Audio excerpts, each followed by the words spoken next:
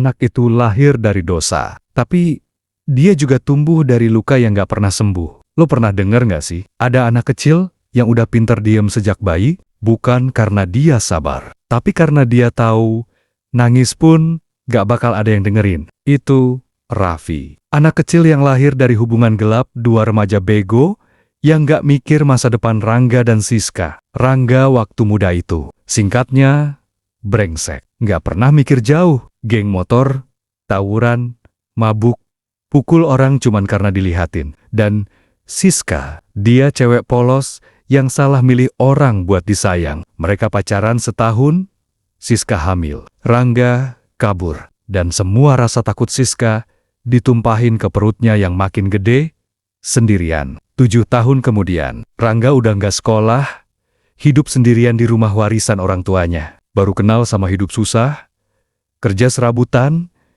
tapi masih ngerasa dia paling bener. Sampai suatu sore, Siska datang. Dia kelihatan kurus, capek, kayak nggak tidur berhari-hari. Tapi tatapannya yakin. Bukan minta bantuan, tapi ngasih beban. Dia dorong pelan, seorang anak kecil berdiri di sampingnya. Ini Raffi, anak kamu. Dan sebelum Rangga bisa ngomong apaan sih lo, Siska ninggalin mereka berdua di depan pagar.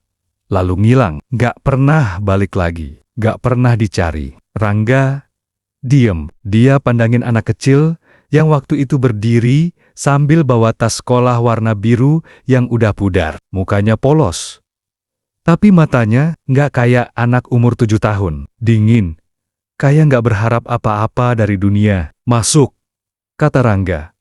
Singkat, dan sejak itu, Raffi hidup bareng orang yang gak pernah pengen dia lahir. Hari-hari, mereka sunyi, gak pernah ada kata selamat pagi, gak ada cerita-cerita lucu di meja makan, gak ada pelukan. Rangga ngerasa Raffi itu kayak bayangan dosa yang selalu ngikutin dia kemana-mana. Anak itu cuma jadi beban. Kalau makan, nambah pengeluaran. Kalau nangis, ganggu tidur. Kalau sakit, harus minum obat. Kalau salah, harus dihukum. Raffi sering dipukul, diteriakin, dibilang anak sialan, padahal dia nggak pernah minta dilahirin. Kadang Raffi dikunciin di gudang, sendirian, gelap-gelapan. Rangga bilang, biar dia mikir, biar dia ngerti siapa bos di rumah ini. Padahal Raffi nggak pernah salah apa-apa. Dan yang lebih nyeseknya, waktu Raffi ulang tahun ke-10, dia nulis surat kecil buat Rangga. Tulisannya jelek, tapi niatnya tulus. Selamat ulang tahun buat Bapak, buat Om Rangga. Maaf, aku belum bisa bikin kado. Tapi aku udah gak ngompol lagi kok. Biar Om gak marah-marah. Dari Raffi. Surat itu Rangga robek, dibakar, dan anak kecil itu cuma senyum kecil. Kayak dia udah biasa. Tapi lo tahu nggak, luka anak-anak tuh nggak selalu kelihatan di kulit. Kadang luka mereka tinggal di dalam, tumbuh jadi trauma, pelan-pelan, numpuk, dan nunggu meledak. Rangga nggak sadar, dia lagi pelan-pelan membunuh jiwa kecil yang cuma pengen disayang. Dan Raffi, dia diem. Tapi matanya udah mulai beda, udah nggak kosong. Udah ada sesuatu yang lahir di sana. Sesuatu yang pelan-pelan menyimpan dendam. Dia diem, tapi matanya kayak nyimpan sesuatu. Gue baru sadar, ternyata bukan dia yang gila, tapi gue yang rusak. Lo pernah hidup serumah sama seseorang yang lo benci, tapi setiap hari lo lihat dia makin mirip sama lo? Itu yang Rangga rasain. Raffi udah masuk umur 13 tahun. Anak ini beda. Pendiamnya tuh nggak kayak anak biasa. Gak pernah nanya, gak pernah minta jajan, gak pernah main sama temen. Tiap pulang sekolah, langsung masuk kamar, murung diri, gak nyalain lampu. Dan yang bikin makin merinding, Raffi suka ngomong sendiri. Kadang malam-malam, dari balik kamar, Rangga bisa dengar suara anaknya bilang, tenang, aku gak bakal lupa mereka. Satu-satu, semua yang nyakitin aku bakal ngerasain juga. Rangga mulai ngerasa gak nyaman. Tapi bukannya berubah, dia malah makin keras, makin sering bentak, makin sering ngeluarin tangan. Dia bilang ke tetangga, anak gue aneh, udah kayak kesurupan. Padahal, anak itu cuma hancur dalam diam. Sampai suatu hari, Rangga dipanggil sekolah. Guru bimbingan konseling bilang, ada anak-anak yang ngadu. Raffi pernah ngomong kayak gini, kalau kamu pukul aku lagi, kamu bakal ketemu ibu kamu di neraka. Tapi, yang bikin geger, beberapa hari setelah itu, 3 anak yang biasa ngebully Raffi ngalamin hal aneh. Yang satu jatuh dari lantai 2, padahal nggak ada yang dorong. Yang satu, ketemu ular di dalam tas. Dan yang paling parah, satu anak kejang-kejang waktu pelajaran, sambil teriak-teriak, maafin aku, Raffi, maafin aku. Tapi, nggak ada bukti. Raffi nggak disentuh secara hukum. Cuma, sejak saat itu, nggak ada satupun anak yang berani deketin dia. Rangga pulang dari sekolah hari itu dengan kepala panas. Begitu sampai rumah, dia dobrak pintu kamar anaknya. Dan yang dia temuin, Raffi lagi duduk di tengah kamar, di lantai, ngelilingin dirinya pakai garam dan benang hitam. Di depannya, ada boneka kecil dari kain lusuh, dikasih mata dari kancing baju. Ini apaan, Raffi? Raffi nengok pelan. Mukanya datar. Tenang banget. Itu temen aku, Pak.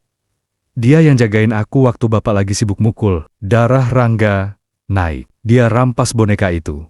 Dia injek sampai hancur, lalu dia tonjok anak itu. 1, 2, sampai jatuh. Tapi yang bikin Rangga ngeri, Raffi nggak nangis. Nggak ada suara. Cuma, tatapannya berubah. Bukan kayak anak takut, tapi kayak anak yang udah ngelepasin perasaan. Beberapa hari setelah itu, Rangga mulai dapat mimpi aneh. Mimpi ketemu anak kecil pakai seragam SD lusuh, berdiri di ujung gang, sambil bisik. Om tahu nggak, rasanya dikurung di tempat gelap, dingin, dan sendirian. Rangga bangun keringetan. Dan yang lebih aneh, dia nemu buku gambar Raffi di bawah kasur. Isinya, gambar anak kecil, duduk di pojok gudang, ditonton sosok besar hitam, pakai mata merah. Setiap halaman, anak itu makin kecil, sampai akhirnya tinggal mata doang, mata yang penuh trauma. Tapi yang paling nyentuh, ada satu halaman terakhir. Tulisannya kecil banget. Aku nggak pengen nyakitin orang, tapi kadang aku pengen mereka ngerasain dikit aja dari apa yang aku rasain tiap hari. Rangga diem banget, tapi nggak ada rasa nyesel. Karena dalam kepalanya, dia masih ngerasa jadi ayah, masih ngerasa berhak atas anak itu, masih ngerasa bisa ngatur hidup dan luka orang lain sesuka hati. Dia lupa, ada luka yang kalau lo biarin terlalu lama, dia nggak sembuh. Dia bermutasi jadi monster. Dan Rangga belum tahu, monster itu udah tinggal di rumahnya. Dan dia panggil anak. Gua kira dia kabur. Tapi ternyata, dia nggak pernah keluar dari rumah ini. Lo, pernah nggak sih ngerasa sepi? Padahal, rumah lo penuh suara, tapi bukan suara manusia. Suara pintu yang bunyi sendiri, langkah kaki kecil pas jam 2 pagi, dan bisikan halus yang cuma muncul pas lo lagi sendiri. Itu yang Rangga rasain setelah Raffi hilang. Waktu itu, setelah malam dia tonjok anaknya sampai pingsan, Rangga ngurung Raffi di gudang belakang. Nggak dikasih makan, nggak dikasih minum. Dia bilang, biar dia mikir, biar ngerti siapa yang punya kuasa di rumah ini. Tapi, pagi-paginya, pintu gudang kebuka. Kosong. Raffi nggak ada. Rangga mikir, palingan kabur, biarin aja. Sekalian.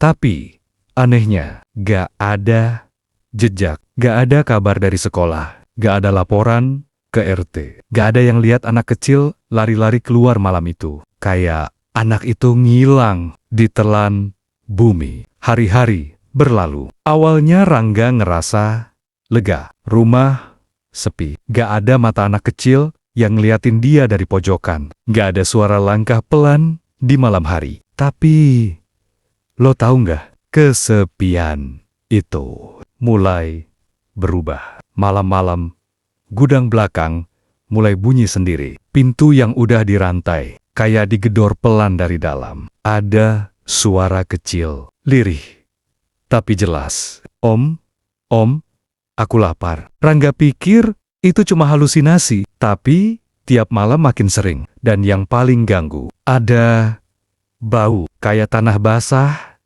dicampur amis darah yang udah lama banget ngendap. Sampai suatu malam, pas Rangga lagi ngerokok di teras, dia lihat sesuatu dari balik jendela dapur. Sangat cepet, tapi cukup jelas.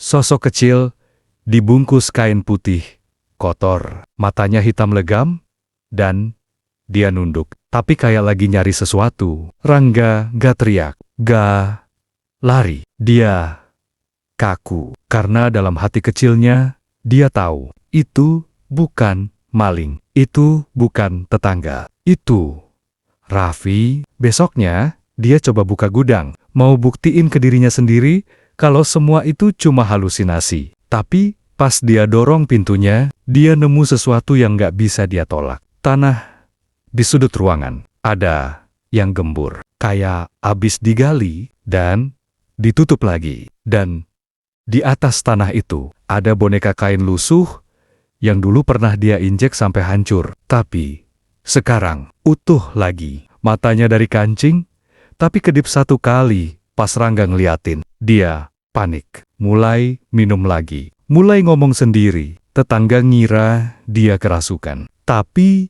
nggak ada yang tahu. Dia lagi dihantui oleh sesuatu yang lebih parah dari setan. Dia dihantui sama dosa yang dia ciptain sendiri. Lo tahu kan, manusia bisa lari dari masalah, tapi nggak pernah bisa kabur dari rasa bersalah. Dan Rangga, dia nggak sadar, selama ini dia bukan ngasuh anak. Dia ngebangun kuburan hidup buat seseorang yang cuma pengen disayang. Dan sekarang, anak itu balik. Tapi bukan buat minta maaf, buat nanyain, kenapa lo bunuh gue?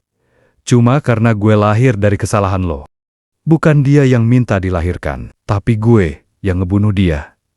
Perlahan, setiap hari. Lo pernah ngerasa lo nggak pantas dimaafin? Kayak semua yang lo lakuin udah lewat batas manusia. Gue yakin itu yang Rangga rasain sekarang. Beberapa bulan setelah Raffi hilang, Rangga makin hancur. Bukan cuma secara mental, tapi juga fisik. Makan nggak enak, tidur nggak bisa. Dan yang paling ganggu, dia ngerasa selalu diawasin. Di cermin, ada bayangan kecil berdiri di pojokan kamar. Di dapur, sendok jatuh sendiri. Kayak ada yang iseng. Dan di malam paling sunyi, dia selalu dengar bisikan kecil, pelan banget, tapi menusuk. Om, aku nggak minta dilahirkan.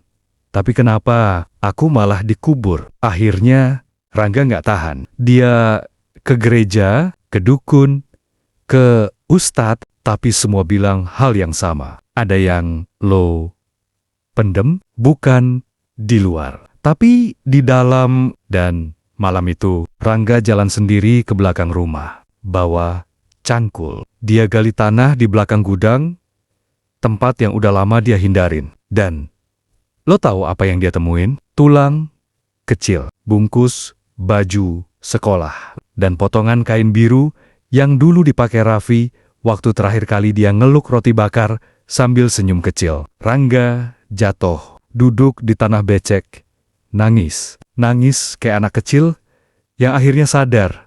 Dia bukan korban, dia pelaku. Flashback pelan-pelan masuk. Waktu itu, dia udah nggak tahan. Raffi diam, nggak jawab, nggak nangis, cuma duduk nulis sesuatu. Dan Rangga, dalam emosi buta, dorong kepala anak itu. Boom!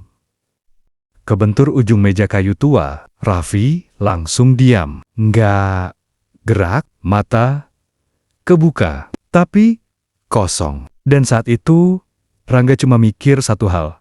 Gue nggak siap masuk penjara. Dia bungkus tubuh anaknya, gendong ke belakang, gali tanah, kubur, lalu hidup kayak nggak ada yang salah. Tapi, sekarang kubur itu kebuka lagi. Bukan karena digali, tapi karena dosa nggak pernah bisa ditimbun. Dan Rangga sadar, gue bukan kehilangan anak gue yang bunuh dia. Bukan sekali, tapi sedikit demi sedikit. Setiap makian, setiap pukulan, Setiap tatapan benci. Seminggu kemudian, tetangga nemuin Rangga duduk sendirian di ruang tamu. Kurus, kumal, ngomong sendiri, "Maafin Bapak ya, Nak.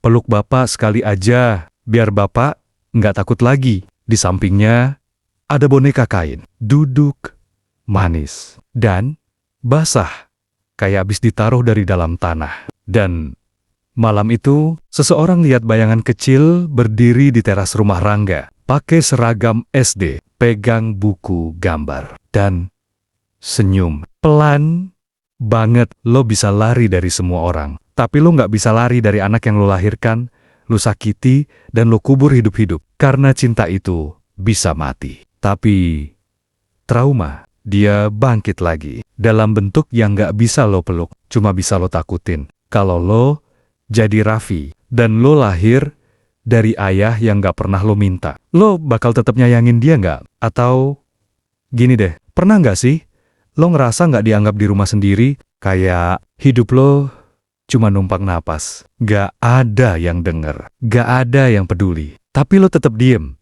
karena lo takut kalau ngomong, lo malah disalahin.